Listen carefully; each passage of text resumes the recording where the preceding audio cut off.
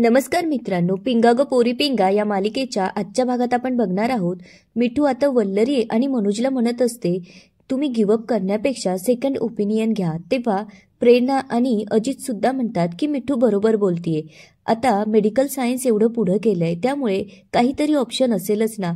पण वल्लरी मात्र सेकंड ओपिनियनसाठी तयार नसते. तेव्हा मनोज म्हणत असतो, ऐक ना वल्लू, मला जेव्हा एवढा मोठा आजार सांगितला तेव्हा तूच मला सेकंड ओपिनियन घ्यायचा सल्ला दिला होता, आठवलं का? आणि माझे रिपोर्ट्स खोटे निघाले तेव्हा आपण किती स्थिर झालो. तेव्हा वल्लरी म्हणते की त्याची काही गरज नाहीये, कारण मी ऑलरेडी 2-3 डॉक्टरांकडे जाऊन आले, त्यामुळे याचा काहीच उपयोग होणार नाहीये. तेव्हा मनोज तिला विचारू लागतो, पण वल्लू तू मला यातलं काहीच बोलली नाही. तेव्हा वल्लरी म्हणते, नाही सांगितलं मी तुम्हाला. तेव्हा मनोज म्हणतो, ओके ठीक आहे, मग आपण असं करूया, आपण दोघं मिळून डॉक्टरांकडे जाऊया. तेव्हा मात्र वल्लरी जोरात ओरडते आणि म्हणते की तुम्हाला एकदा सांगितलं ना की मला नाही घ्यायचंय सेकंड ओपिनियन, मला तेच नाही ऐकायचंय की मी आई होणार नाही. असं म्हणत आता वल्लरी मनोजला मिठी मारत रडू लागते. आता इकडे इंदुमती जेव्हा घरी येते तेव्हा मनोज तिला विचारू लागतो की आई कुठे गेली होतीस? तेव्हा इंदुमती म्हणते, काही नाही, जरा बाहेर गेले होते. रस्त्याने जाताना इतकी छोटी छोटी मुलं खेळत होती ना, बघून खूप मन प्रसन्न झालं. तेव्हा मनोज म्हणतो, ठीक आहे. आता इंदुमती म्हणते की जे सांगायचं होतं ते विसरलेस. त्यावर मनोज म्हणतो, मी तेच विचारत होतो की कुठे गेली होतीस, पण तू बाकीचंच सांगत बसलीस.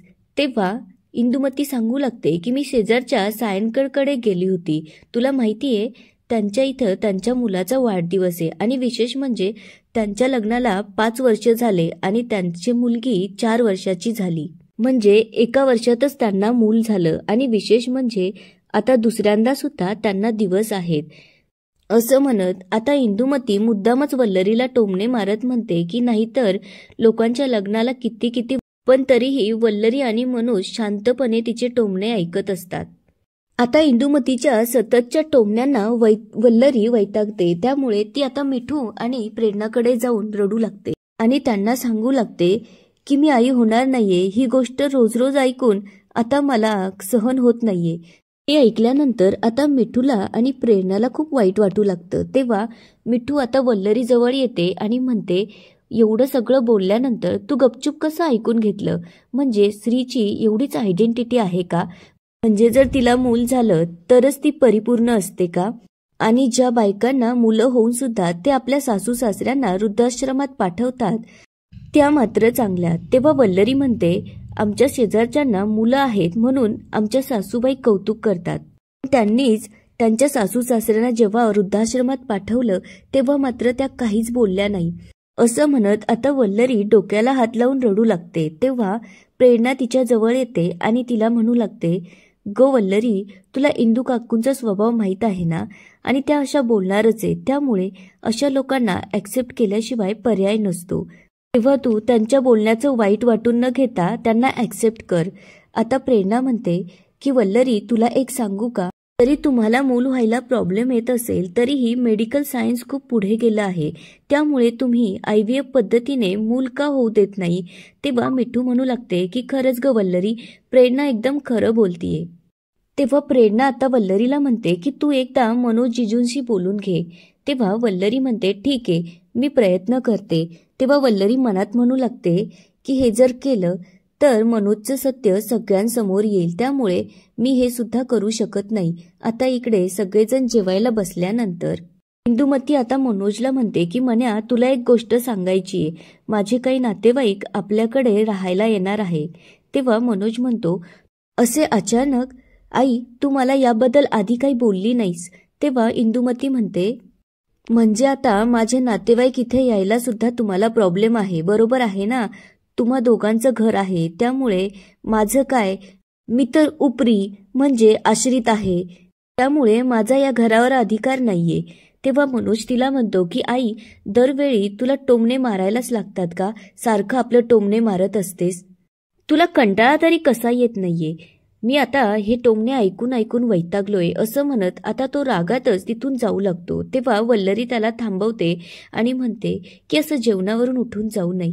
तेव्हा वल्लरी इंदुमतीला म्हणते की तुम्हाला तुमचे पाहुणे बोलवायचे आहे ना, मग ठीक आहे, बोलवा त्यांना, पण त्याआधी मला नक्की सांगा, आपण त्यांची सोय करूया. तेव्हा इंदुमती रागातच म्हणते की ठीक आहे. आता इकडे तू अजितचा हात धरून त्याला घेऊन येते आणि म्हणते की बघितलं ना भाऊजी, कशी आदर्शासारखी मिटक्या मारत खातीये, आणि मी जेव्हा मागितलं ना तेव्हा मला फक्त थोडंच दिलं, इतकुसं. तेव्हा अजित मिठूला म्हणतो, अगं मिठू, तुला तरी इतकंसं मिळालं, पण मी जेव्हा काही मागायला गेलो ना तर मला असं लहान मुलांसारखा ठेंगा दाखवत असते. बघ ना माझ्याशी कशी वागते ती. तेव्हा प्रेरणा म्हणते की काहीही झालं ना तरीही हे लाडू फक्त माझे आहे, तुम्हाला मिळणार नाहीयेत. तेव्हा अजित तिला म्हणतो, अगो प्रेरणा प्लीज मला पण दे ना थोडासा लाडू. तितक्यात आता निलिमाताई तिथे येते आणि म्हणते की प्रेरणा, तुला मी किती वेळा सांगितलं की वल्लरीच्या हातचे लाडू खाऊ नकोस, आणि आता ती अजितला सुद्धा म्हणते की तू सुद्धा ते लाडू खाऊ नकोस. त्यामुळे आता सगळेच जण निलिमाताईकडे बघू लागतात. तेव्हा निलिमाताई म्हणत असतात, मी तुझी आई आहे, त्यामुळे ऐक माझं, मी तुझ्या भल्याचंच बोलतीये. त्या वल्लरीच्या हातचे लाडू खाऊन जर तुझ्या बाळाला काही झालं तर मी तुला सांगतीये ते ऐक. त्या वल्लरीने त्याच्यावर जादू केली आहे, जादू. तुला आणि तुझ्या बाळाला नजर लागेल, त्यामुळे ते लाडू खाऊ नकोस. तेव्हा प्रेरणा निलिमाताईला म्हणू लागते, हे बघ आई, मी तुला आधी सुद्धा बोललीये की वल्लरीबद्दल असं काही बोलत जाऊ नकोस, कारण वल्लरी आमचा जीव की प्राण आहे. आणि काय म्हणालीस तू, वल्लरीच्या हातचे लाडू खाऊन माझ्या बाळाला काही वाईट होईल? अगं, उलट तिच्या हातचे लाडू खाल्ल्यानंतर माझं बाळ तिच्यासारखं सुंदर आणि सुदृढ जन्माला येईल. तुला मी परत एकदा सांगते, वल्लरीबद्दल परत असं काही बोलायचं नाहीये. असं म्हणत असतानाच आता अचानकच प्रेरणाच्या पोटात दुखू लागतं. त्यामुळे आता सगळेजण घाबरतात. तेव्हा निलिमाताई म्हणू लागतात, ओ प्रेरणा, मी तुला बोलत होते ना की तिच्या हातचे लाडू खाऊ नकोस, पण तू माझं ऐकलं नाहीस. तेव्हा मिठू त्यांना म्हणते की तुम्ही जाऊन तिच्यासाठी पाणी घेऊन या. आता इकडे वल्लरी ऑफिसला जायला निघते. तेव्हा इंदुमती तिला म्हणते, रोज आपलं ऑफिसला जायचं, घरात पाय टेकत नाही, वर्षाला 25-25 लाख रुपये कमवायचे, पण काय उपयोग या पैशांचा? एवढे पैसे कमवून शेवटी कोणाच्या मड्यावर घालणार आहे? पण वल्लरी मात्र निमूटपणे सगळं ऐकत असते. तेव्हा इंदुमती म्हणत असते, घरात जर मुलं बाळा असती तर 4 पैसे माणूस पदराला बांधून ठेवतं. बाहेर गेल्यानंतर मुलांची ओढ लागते, मुलांना काय हवंय नकोय याची काळजी असते, पण इथं तर तसं काहीच नाहीये. तेव्हा वल्लरी तिला हळूच म्हणते की सासूबाई, मी ऑफिसला जाऊन येते. आता वल्लरी जाऊ लागते. तितक्यात आता निलिमाताई तिथे येते आणि वल्लरीने बनवलेला लाडूचा डब्बा तिच्या अंगावर फेकते. त्यामुळे आता वल्लरी खूप घाबरते आणि त्यांना म्हणते की निलिमा काकू तुम्ही. तेव्हा निलिमाताई वल्लरीचा हात धरत ते लाडू दाखवते आणि म्हणते की हेच तुझे बनवलेले लाडू. मी बोलले होते ना की प्रेरणाला देऊ नकोस. तुझे लाडू खाल्ल्यामुळेच आता प्रेरणाच्या पोटात दुखायला लागलं आणि त्यामुळे तिला हॉस्पिटलमध्ये ऍडमिट करावं लागलं. हे ऐकल्यानंतर आता वल्लरी खूप घाबरते आणि प्रेरणाला भेटण्यासाठी हॉस्पिटलला जाऊ लागते. तेव्हा निलिमाताई आता वल्लरीचा हात धरते आणि तिला थांबवत म्हणते की किती नाटकं करतीस ग, हे सगळंच तुझ्यामुळे झालंय, तूच त्याच्यावरती चेटूक केलं, त्यामुळे प्रेरणाला आज हॉस्पिटलमध्ये जावं लागलं. ते ती म्हणते की खबरदार, जर तू प्रेरणाला भेटलीस तर, तुझ्यामुळे जर प्रेरणाला आणि तिच्या बाळाला काही झालं तर माझ्या इतकं वाईट कोणीच नाही. त्यामुळे आता तू प्रेरणापासून लांब राहायचं, तुझी सावली सुद्धा माझ्या प्रेरणावर पडायला नको. असं म्हणत आता ती तिथून निघून जाते. इकडे मिठू आणि अजित प्रेरणाला हॉस्पिटलला घेऊन आलेले असतात. आता प्रेरणाला चेक केल्यावरती डॉक्टर त्यांना म्हणतात की एवढ्याशा गोष्टीने लगेच घाबरून जायचं नसतं, तुम्हाला काहीच झालेलं नाहीये. अशा अवस्थेमध्ये अशा छोट्या छोट्या गोष्टी होतच राहतात.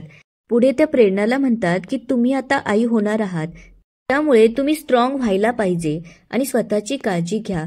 आता इकडे मिठू वल्लरीच्या घरी येते. तेव्हा वल्लरी तिला विचारू लागते की प्रेरणाताई कशा आहेत.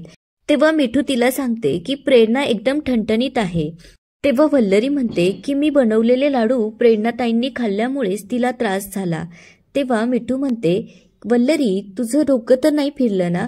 असं काहीच नसतं. तितक्यात आता इंदुमती तिथे येते आणि त्यांना म्हणते की असंच असतं, तुम्ही आजकालची पिढी अशा गोष्टींवर विश्वास ठेवत नाही, पण नजर लागते आणि त्यामुळे आपण नजर काढत असतो, ही गोष्ट तर खरी आहे ना?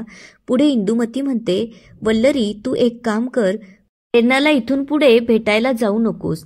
आत्ताच काय, पण प्रेरणाचं बाळ झाल्यानंतर सुद्धा तू तिचं बाळ बघायला जाऊ नकोस, कारण तिच्या बाळावरती तुझी सावली पडायला नको.